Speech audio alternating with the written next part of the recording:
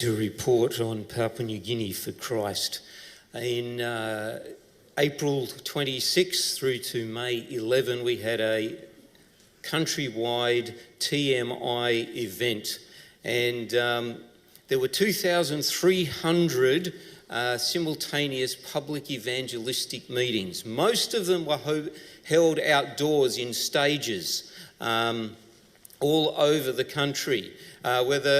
But there were some that were held in prisons, there were some that were held in churches, and a few in buildings, but the ones that received the most were held in the outdoors. And we had preachers mostly from Papua New Guinea. Had 80 international preachers from around the world and 211 from our division. Now, Papua New Guinea didn't need us, but I just want to say thank you to the Papua New Guinea people for inviting us, because it made an incredible difference. And we just want to share the story. And first, Pastor Malakai Yani, the president of the union. Thank you very much. It's an honor for me to come to the General Conference of the Seventh-day Adventist Church and talk to the global leaders. And let me, first of all, thank everyone that participated in the campaign. And that was the General Conference leaders, as well as medical team from the state and South Pacific Division. Everywhere, people came to Papua New Guinea to support us, and I want to thank you all for your support. It could have been better for me to sit down and hear your testimony about what you have seen instead of me telling you what happened. And I believe many who are here have seen what happened in my country. For me, I must say that knowing that global leaders and preachers and medical team are coming to Papua New Guinea, I was really nervous. And nervousness is basically part of human life, and you can't avoid it. And I was really nervous at that time. And you know, because of our nervousness, the entire country were praying and fasting for 8 years, since 2016.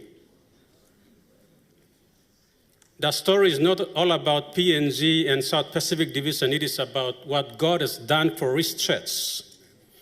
Because we spent 8 solid years to pray for the outpouring of the Holy Spirit. Every Wednesdays and every Sundays, we were fasting and praying. And the result that you had was the outcome of what God has done for His people in my country. We were praying and asking God, what can we do for our people in this country? And we were happy to have the AWR 360, and Dwayne McKay is here, and the first time I met him, he spoke to us, encouraging us on the book of Habakkuk chapter 1 and verse 5. And he said, God is going to do something great in your country. Even if you don't believe, you will see it for yourself. And there will be a synergy effect all over the world. And I thought to myself, this is not going to happen in my country. I don't believe it. It is just another prophecy.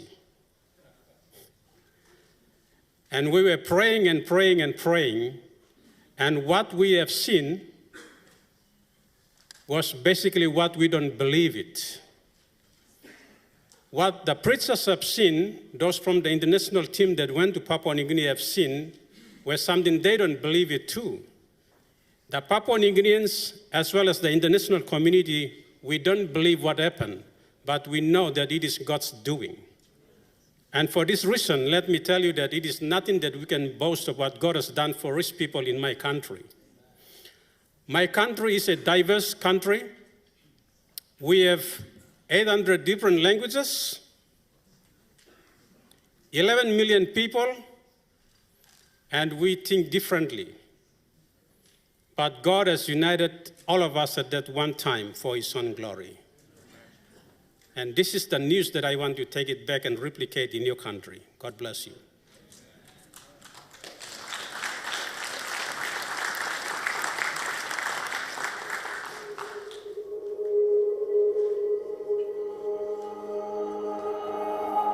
In April, a powerful movement swept across Papua New Guinea.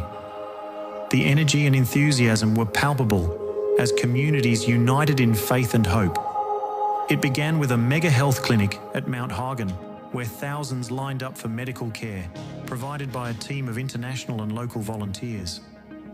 A joint effort of the 10,000 Toes campaign and Adventist World Radio, the clinic transformed the lives of thousands, including those who had their sight restored through cataract surgeries. After addressing physical needs, the focus shifted to spiritual health. The PNG for Christ program launched with colourful, welcoming events, including marching bands, choirs, and flag-raising ceremonies. This was a program with a difference, not just held in one location, but at more than 2,000 sites nationwide, even in prisons. Speakers came from across the South Pacific and beyond, joining hundreds of local preachers to share the gospel with enthusiastic crowds. Among the speakers was General Conference President Elder Ted Wilson, who also met and prayed with the Prime Minister and other government officials during his visit. PNG for Christ touched the lives of many individuals from all walks of life. People embraced the messages of hope and transformation, young and old alike, embarking on a journey of faith. And the impact has been extraordinary. Thousands of people were baptized during